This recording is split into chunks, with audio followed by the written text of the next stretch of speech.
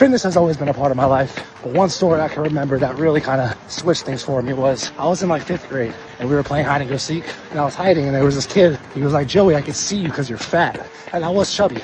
Ever since then, I was doing like 5-7 minute ab videos in my room at like 12 years old. I was in sports growing up, and then once I got into high school, that's when I started working out. And then college came around, and that was just a mess. I was drinking every single day, but I was still working out. I moved back home, lived at home for like 3 years, and I worked in the post-production business. That was cool, but wasn't really for me. A lot of tech, not my style. And then I tried real estate. I did real estate for like a year and a half. I was door knocking, passing out flyers. That shit sucked. And while I was doing real estate, I was driving Uber and Lyft. I was just trying to make the quickest buck. Of course, you can make a lot of money in real estate, but if I was gonna grind for something that hard, it had to be for something I loved. And then I got a job in the marijuana industry. While I was working there, I got certified by NASM. And during that time, I was training before work and after work. So I was working from like 6 a.m.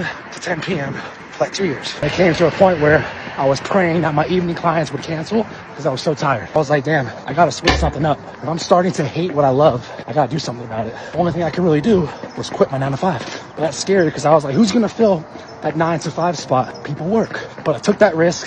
I quit my job. I slowly started to pick up clients, and particularly influencers. I was training out of my apartment complex gym. I was training these influencers for free in exchange for them promoting me on their page.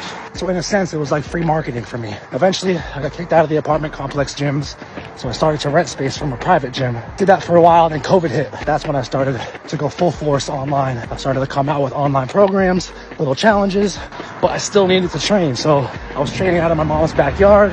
It was just too damn hot. So I ended up renting a spot without a laundry even seeing the house. I was like, baby, gotta get this house. I have to turn this garage into a gym. You guys have all seen it. And I trained out of there for like 4 years. Continued to grow my online presence. My following just kind of started to grow even more. And I started to get a lot of these brand collaborations. So that's when I kind of started to train only like 2 to 4 hours a day.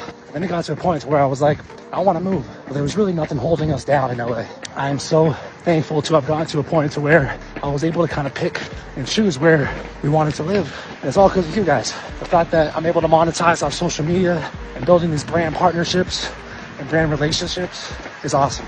And I could not have done it without your guys' support. I'm not at my end goal yet, but the fun part is all on the journey. So I'm excited to take you guys along with me. It's a quick summary of how I became a trainer. If you want to become a trainer, it's one of the best jobs in the world.